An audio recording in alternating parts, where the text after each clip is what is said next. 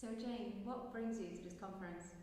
Well, I had the grand pleasure to be selected as the English language specialist for a U.S. State Department project called English for the Environment, and I'm just so excited about this.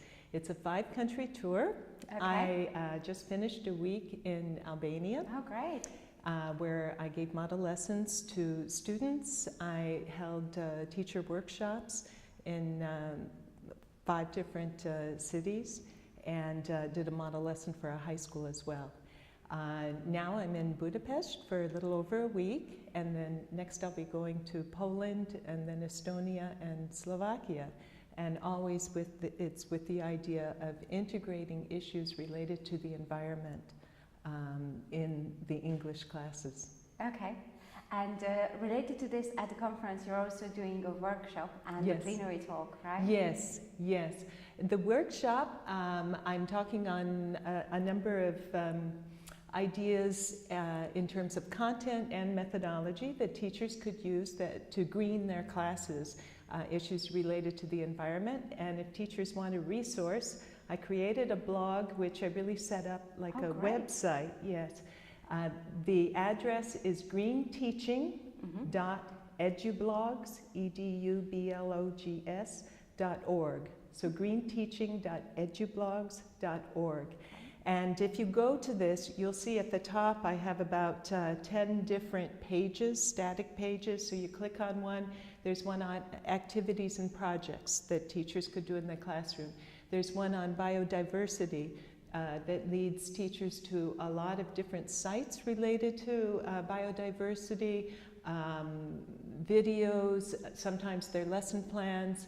I have one on waste and recycling. I have one on collaborative consumption, which is a really interesting idea. Collaborative consumption. So Yes. are you assuming you don't mean people sharing a burger? No, not sharing a burger, but it's kind of a library, the idea of a library. Where I come from, where I live currently in Montreal, for example, we have a bike share program. You join the program, you don't have to have a bike, but there are places all over the city where you can rent the bicycle, you go to your destination, you leave it there. We have car share programs. Great. So instead of buying a car, you pay a membership. And when my children were very young, I belonged to a toy library. And I would take my kids with me, and each child would check out a toy, and we'd have it for 2 weeks, and then we bring it back. That sounds great. It's That's wonderful. such a fantastic idea. Wonderful. We should totally have that And in we could Hungary. set them up for, say you want to try making pasta for a couple of weeks, but you don't want to buy a pasta machine. Well, we could set up a library where people could borrow tools. You're going to renovate, and you need a power tool to make a drill in the hole once, to make a hole in the wall I know. once, Yeah. and then you don't need it anymore. So why not borrow it? So it's a That really sounds great. neat idea, and with internet, with the smartphones, the potential, the ideas are growing a lot. So that's another one. I won't be talking much about that in my workshop, but I will mention it. I also have pages on plastics in the oceans, problems with plastics. On biomimicry, which I'll talk about a little bit later, but there are a lot of different topics that I've organized on separate pages. In some cases, I give recommendations to teachers and sort of lay out a kind of lesson plan. Other times it's just a matter of giving them links. Every time there's a video, I put in parentheses how long the video is. Fantastic. So that Sounds great. they I'll can help definitely to... check that Good, out. Okay. good. So this is your workshop, and Yes. I really wanted to ask you about a plenary, because I felt that the title was really intriguing.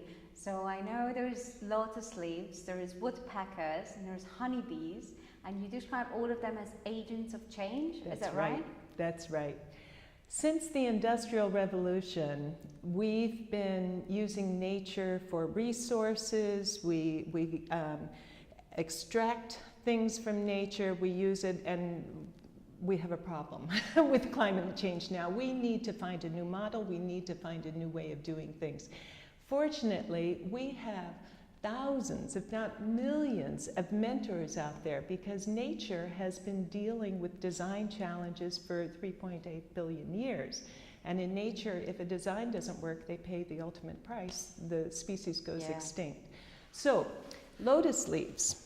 Well, in Asia, a lotus leaf is a symbol of purity because they're always clean. The flower, the leaves are always clean, but they tend to grow in dirty, brackish water. Now, isn't that interesting? How is that possible? Now, with our nanotechnology, we're able to examine very, very close, which we couldn't do with a regular microscope. We're able to look at it at a very close level, and it turns out the surface is not smooth, it's bumpy. And the bumps cause the dirt to kind of teeter on top of these little bumps there. And when the water comes, it beads up and it takes the water away with it. How smart. Yes, and now there are a number of companies that are making paint. They're thinking about painting buildings with this, so when it rains, it's clean. Painting cars with it, painting aircraft, and the aircraft can save on the dirt, you know, adhering to the plane. Yeah. Also clothing, and another use is in hospitals.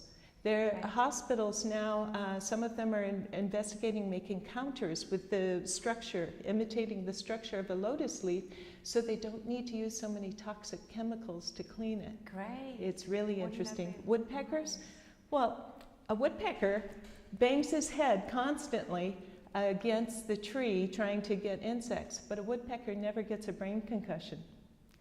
I live in Canada, and we worry a lot about having our children play hockey because brain concussions are a big problem. Yes. Well, it turns out the woodpecker has an extra bone that comes up here that protects it from this. So athletic equipment makers are thinking about emulating the structure of the helmets of the woodpecker's head, you know, bone structure, to try to make a more effective helmet for bicyclists, for hockey players, football players, and so on. And the last one was honeybees. Honeybees are amazing for a number of reasons. One thing, the United Nations recently estimated that honeybees contribute something like $159 billion worth of gross, you know, a product that is contributed to the world market. Wow. And they're doing this for free, they're volunteering, they're doing this for us. But also, honeybees are amazing at making decisions.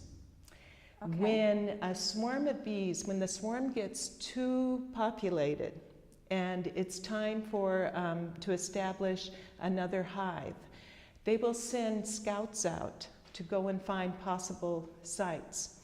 The scouts go out, they come back with their information, they have a kind of waggle dance. Yeah. And they dance and they tell the rest of the hive some of the good locations. And they each sort of give their point of view of what they saw and how good it is. And it turns out the ones who think it's really, really good waggle a little bit more in their little feet dance and so on. So then other scouts go out to these locations. And it turns out that 15 is about the number they need for a quorum.